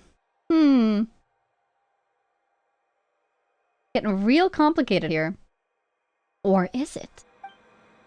You're not going to tell us that that survivor was you? It seems like eating too many slimes really can make someone a dullard. Paimon was just guessing. Where'd you get off being so mean? In any case, that man's name was Tenoch, and the lost settlement was known as Tenochtitlan. He was exiled, that is true. Its people were warriors who wielded the power of Anemo. Some people named the place where their bones were buried the Windless Land. That's such a cool detail. It was an Anemo tribe. The Merijavari. While their brothers and sisters, who 500 years before departed from their homeland, headed to the true land of wind. There they were known by another name, the Marathons. However, that's a story for another day. Enjo! Does this mean you're one of these Marathon people? Enjo. Are you from Mondstadt? He's probably about to be like, no, why would you think that? You're so stupid. But Enjo, if you're from Mondstadt, that would make my day. Really? Is he lying again, Seatlally? Don't shout so loudly, or you'll kill off all dear Baca's brain cells. As for your beloved Granny Eastleigh, she can no longer respond to you. Yeah, he did something. What did he do? What did you do to her? I mean, she's probably fine. I'm guessing he's blocked or severed the connection. Nothing of consequence. I merely drove her away. Stories all have a purpose. Darn it! He tricked me with the story. He did. I was really invested in the story. And I thank you for taking the time to listen to this one, as it has allowed me to familiarize myself with some of Bakunawa's powers. Gosh darn it. My one goal was to not let him take anything away from this place. From now on, that old hag shan't be bothering us anymore. You sneaky, lying, scheming, evil abyssal rat! Flexible principles, Paimon. Flexible principles. See, that is where your problem lies. You never listen to what others have to say. Who exactly are you? And what's your objective? Vega, I have seen... Okay, sorry, this is such a cool shot. I love that ward in the background. Oh, you are old. Vega, I have seen the glory of Vindagnir perish, buried beneath the snow. That's freaking Dragonspine, isn't it? I still have yet to complete the main Dragonspine questline. But that name we've seen floating around Dragonspine, haven't we? I have witnessed the Sun Children dancing in their white night, and beheld the magnificence of Gurabad submerged in the sea of sand. So were you, like, actually there, or do you mean after the fact? Because we were there in Enquonomia with him. But it sounds like he was there when the Sun Children were alive. Or he has some sort of interesting relationship with time itself. Himself. I have touched the vessels of flesh and blood in the Moshiri ceremonial site. That's Rue. The broken colossi of Rimoria, and brushed my fingers across the soiled colors of the murals in the Vuku Kakwish Tower?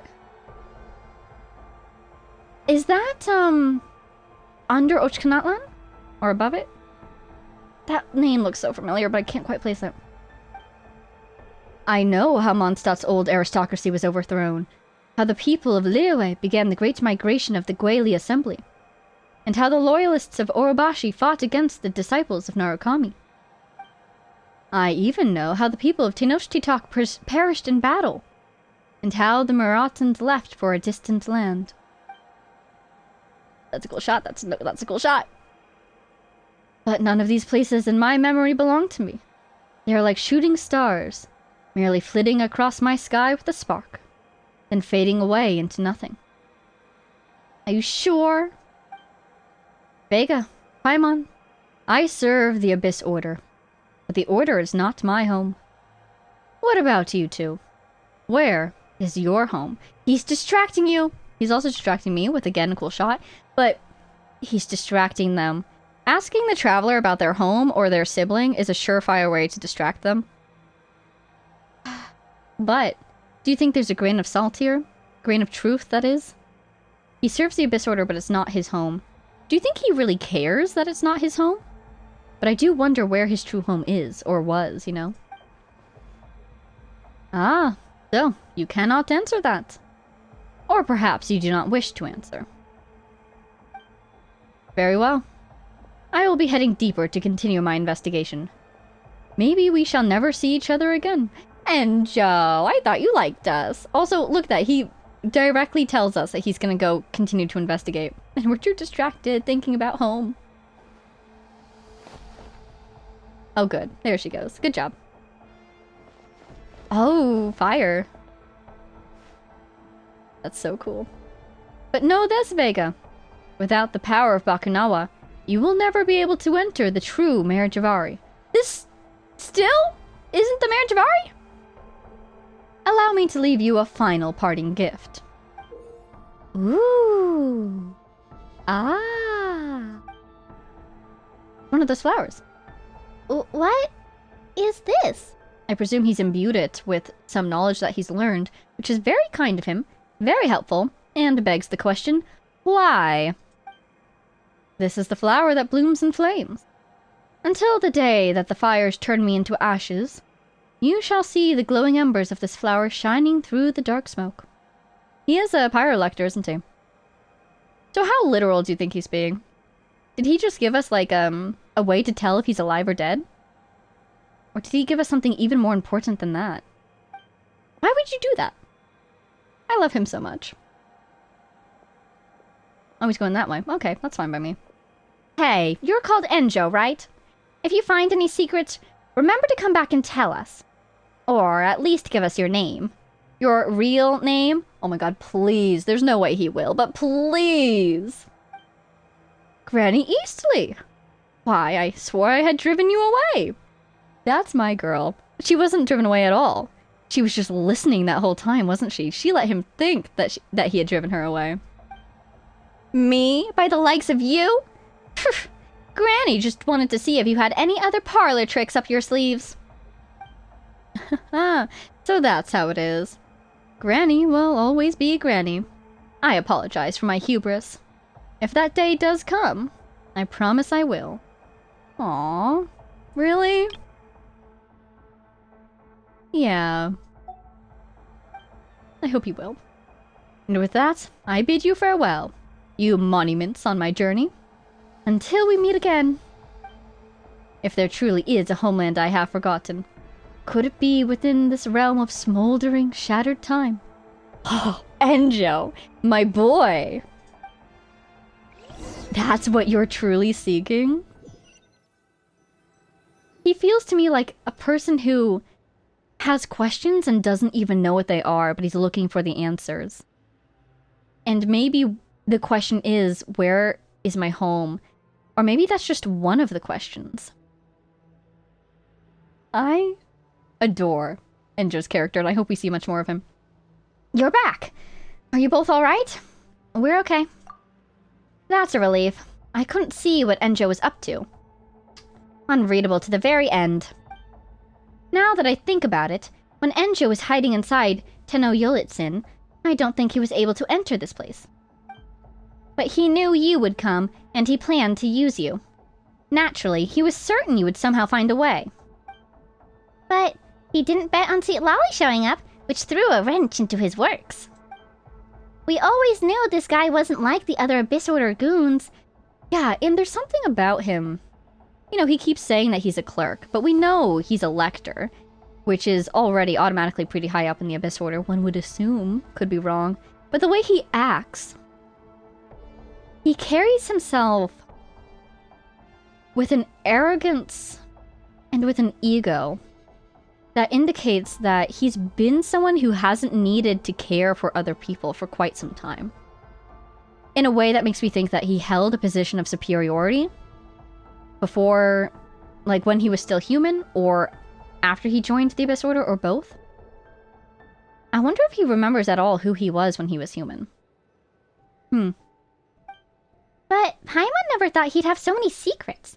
And asking him for answers only left us with more questions. Just like this place. I'll check with Mawika. I have a feeling she'll know something about this place. I let Citlalline scout the area, and it found a stone tablet behind the temple. It just so happens there were some names written on it. Names? Some of them have been eroded beyond recognition, while others are barely legible. They are the names of the former Pyro Archons. Whoa. Wasn't expecting that. Huh? Yeah, same. I have an inkling that this place may have been put together by the Pyro Archons 500 years ago. They must have made it to deal with, or at least temporarily contain, Bakunawa. But the exact methods they used are still a mystery. Anyway, I'd appreciate it if you don't tell anyone else about this. For now, at least. Then, can we keep looking around this place? Of course, but you shouldn't stray too deep. Especially you, Vega. Got that? The spirit trace I left on ENJOU seems to have been consumed by a strange power. Whatever's wrong with the marriage of Ari, we're definitely not equipped to handle it right now. Oh. Kind of hope he's okay in there, you know? I need some time to look into all this. Of course, if I learn anything useful, you'll be the first to hear about it. Is there anything else you'd like to know? How's the employee who was acting up earlier? Papar? He's fine. ENJOU told me that he previously disguised himself as a tourist and adopted the name Hena. He then approached Papar, and the two of them really hit it off. In the end, ENJOU fed Papar enough Aphemide to knock out a Tatankasaurus. He is probably still snoozing it off in a corner of Teta Isle somewhere. Classic ENJOU. That is kind of classic ENJOU. It's so interesting how he never resorts to violence against people to get what he wants if he can help it. Manipulation, drugging, which, to be fair, is another form of violence, but not intimidation and force. Fascinating. I should really be heading home. For a senior citizen like myself, this excursion has been a headache and a half. Thank you, Seat Lally. I didn't ask for anyone's thanks. Ahem, but, well, if you really want to express your gratitude, remember to come and visit your granny more often, okay? And there she goes. That is so cool. Okay, so... a Lava Walker's resolution! A flower gifted to you by ENJOU. Once a delicate bloom freshly picked. When did it become like this? Oh my god, that is so cool. And we're getting so many achievements. From this world?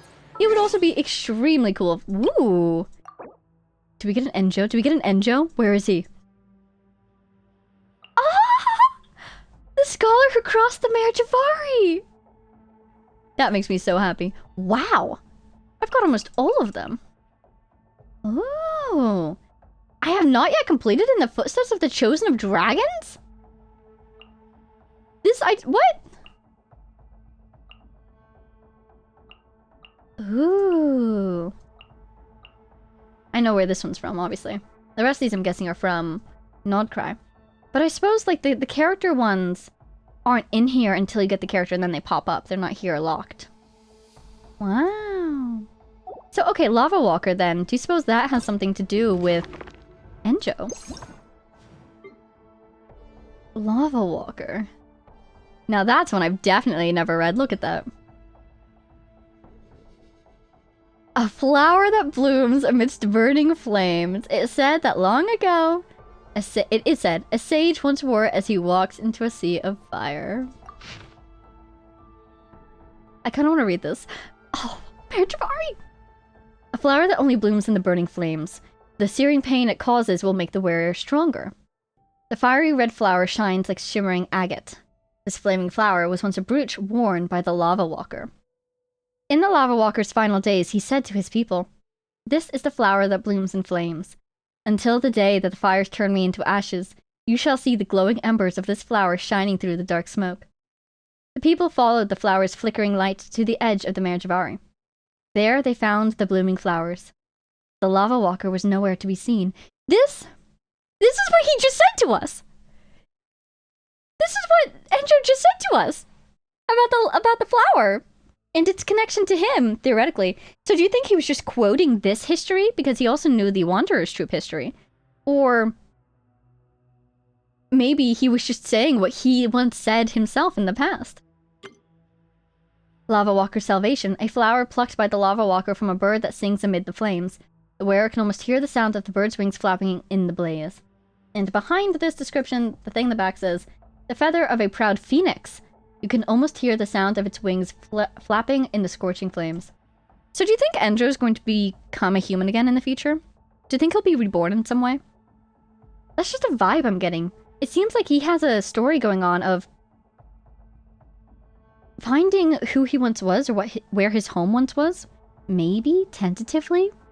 And for him being an abyssal creature at this point, to recover those memories would be to recover a part of himself that he's lost. Kind of similar maybe to a phoenix being reborn through flames? I don't know.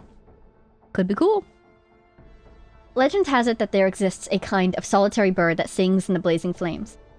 People worshipped it as a totem, while kings saw it as a sign of nobility. And again, he does give off noble vibes. And he is a very solitary person. He's always off doing his own thing against the rest of the Abyss Order. Donning this feather, the Lava Walker retreated from the outside world. Alone he came, and alone he went, leaving no trace behind. Sounds familiar? Since then, people often hear cries coming from the Mare Javari. No one knows if they are the song of the bird or the sighs of the Lava Walker. And the way he just walked on that fire, and when we tried to follow him, we backed out. ENJOU. I mean, to be fair, he is a pyrolector, but ENJOU, my beloved. Burning sand flows within this hourglass. Despite the intense heat, the sand leaves no mark upon the vessel that houses it. What flows within this hourglass is not regular sand, but burning sand. Like this burning sand, time flows forward, leaving no trace of its own existence. The story of the lava walker continued even after he had traveled across the Mare Javari. It is said that he spent another 100 years living as a hermit, but this short retreat brought little relief from his burning torment. During his time as a secluded sage, the lava walker could not bear the eternal scorch. He crafted this hourglass to mark the passing of time. As the flames blazed, burning sand flowed endlessly through the hourglass day after day. Sadly, though the lava walker did not fear the scorching flames of the Mare Javari, he could not quench the torturing flames of time. The anguish of being left alone without the disciples and family he held so dear burned away at his soul more than any flame could ever scorch his flesh. Interesting. Particularly concerning some things that ENJOU was saying about time.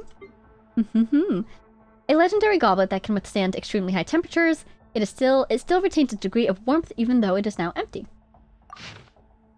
A goblet that once contained lava. Now empty, it still has a slight hint of warmth. This goblet once belonged to a sage known as the Lava Walker. Wisdom flowed from within. The Lava Walker would toy with the goblet. Even in the blazing heat, it remained intact. Legend has it that the Lava Walker would drink lava from this goblet as if it were a glass of fine wine. But while fine wine evaporates in high heat, the wisdom of the sage could withstand a trial by fire. To the Lava Walker, fine wine was merely a catalyst in the process of producing ingenuity. Aided by alcohol, even the slightest spark can combust into a brilliant idea. The goblet was a silent witness to the forging of wisdom amidst the flames. The moment before the Lava Walker set off on his final journey was when the goblet was filled with the most pride. Okay. Okay. Look at that. Does that not look like... Vaguely. Okay, I'll hand it to you. Vaguely. Like an Abyss Lector. Their crown of sorts. Lava Walker's wisdom. Oh wait, what's the thing? The circlet of a sage who once traversed a sea of fire. It once shone brightly from their ancient silhouettes as they stood strong amidst the flames. An ancient circlet that once belonged to the Lava Walker, a sage who wandered in the Mare Javari. Upon close examination, one can almost see his figure standing strong amidst the fiery flames. The wandering sage of the Mare Javari, known as the Lava Walker, crafted this circlet from crimson agate to resist the intense heat of the flames. The circlet was built with wisdom and tenacity. It sparked fear and jealousy among peers and seniors alike. How dare the Lava Walker challenge the flames of the Mare Javari? Such blasphemy has not been seen in hundreds of years. The flaming sea will surely devour this arrogant young man, and the sky will blow his ashes into the void. In his jealousy, the teacher demanded that his student step into the flaming sea wearing the circlet. In a state of calmness, the Lava Walker strolled onto the lava and gradually disappeared into the horizon. That's really funny. I challenge you, Lava Walker, to walk into the lava. Sure, okay. No worries.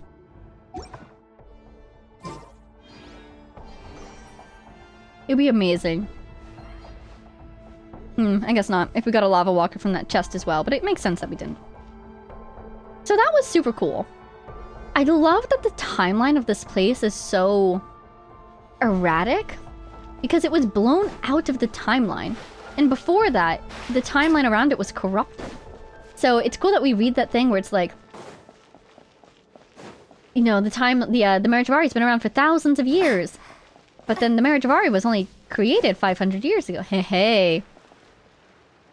And then it disappeared 20 years ago, but people were walking around in it 1,000 years ago. Pretty cool. I love time shenanigans. Wait, was that a book?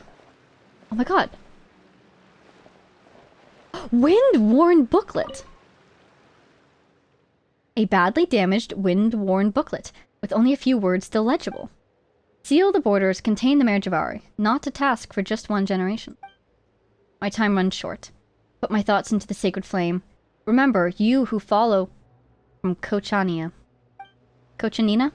Probably one of the previous Archons. Okay, so it seems like what happened 500 years ago was invasion, explosion, Merjavari, corruption, and here's where the timeline gets muddy. Either it gets blown off from the timeline first, and then the Archon comes along and says, there's still some bubbles here, this makes me worried, I'm going to seal it even further. Or the Archon sealed it first, and then it gets blown off the timeline entirely. That seems more likely, that second option. That explains why, you know, the bubbles kept popping up. Like, maintenance needed to be done, you know? These are the graves of the Archons? That's... A weathered stone tablet, most of its inscription is worn away. Bakunawa's revival. Before the return, must block the Merjavari, hold back the black tide. If I fail and fall, let those who come after from Glohari or Glohari.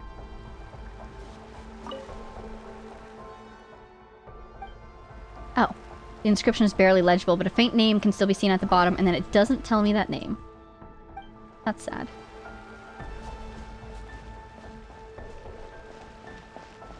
Should we climb all the way up there, do you think?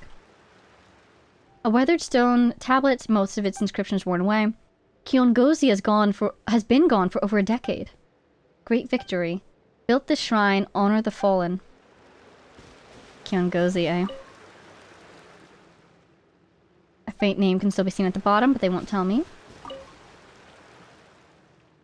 A faint name again. Wow. There's another one! Elegantly written booklet! A more recent booklet containing just a few more elegant and joyful words. Task complete. Now I sing. Isaya? This... Wow. And there's a chest. Oh, deep water. Thank you. I'll keep this close. Oh, that's right, she died. Sorry, Cislali. I'm just trying to see if there's, like, anything else up here. Hopefully she doesn't fall and die again. Oh. I can't climb higher than this, can I? I'm tired already. Alright, looks like there's nothing up there. Okay, wow. Well. Or should I say waterfall, waterfall, waterfall? Sorry. That was a very silly joke. Oh, hi, Vega. I'm stuck. There we go. Wow. Wow. Now that's a perfect bite-sized world quest. That was fantastic. We learned a lot. We connected a couple more dots that we got in previous quests. We saw ENJOU. We learned a lot about ENJOU. Ooh, I'm wondering, do I have enough? Don't, man. If I collected my commissions, I might have enough. Oh, the achievements. Let's see, Wonders of the World. Patiti, Pi Titi in your dreams. Discover the hidden treasure of Tete Isle in your dreams. Until the day that the fires turn me into ashes. Witness ENJOU embark on his unknown journey, and he's wandering the Merjavari. Undimming light, join the opening ceremony with your friends. The king is dead. Long live the king. Interrupt the Emperor Fire and Iron's searing coronation. I did do that. Because I was fighting him for Gaming. That's such a cool name. Azura Isle Treasure Hunter. Open 120 chests. Open world mechanisms. Colorful album. Complete all photographs in the Izuri's album. I'm still missing a color! Oh my god, you're right! I thought I would get it after completing the main quest, but I didn't. There might be more for me to do here. Well, let's see if we have enough now. Heck yeah. It would be absolutely perfect if after all of that... at least give me the Wind Sith. Skyrider sword. Well, that's fine too. Okay, so yeah, a lot about the Merjavari. I love, again, these time shenanigans bring me life. I feel like, again, a perfect world quest. We learned so much, we figured out so much, but it's also planting so much to have developed further in the future, you know? I can't wait. But in the meantime, I mean, theoretically, Nodcry is coming up fast, but apparently there's still more I need to do. I don't know what that is. Maybe we might have a smaller episode after this one to kind of tie up some loose ends and bridge the gap between this and Nodcry. I don't know. Yeah, I think, yeah. No guarantees. I'll say it now. I have no idea what I'm doing next. I need to prepare for Nodcry. I'm so excited. We are getting there very soon. But there's apparently more to do? How do I get that color? Anyways, something will happen next time, and I will see you all there for it. So thank you all so much for watching. I hope you enjoyed. Big shout out to our Patreon supporters, Jay Blakewood, Cornosard, Power of Chaos, Mary, Edu, Jubrilia, the Loyal Servants of Her Majesty, the Tsaritsa, Ruru, Axel Iron, Jay Quellen, Lunar, Sonova, Matsan, Martine, Marcus, Sal, Don't Call It, Brian, Warp, and all of our anonymous patrons. And I'll see you all in the next one. Whatever that is. Bye now.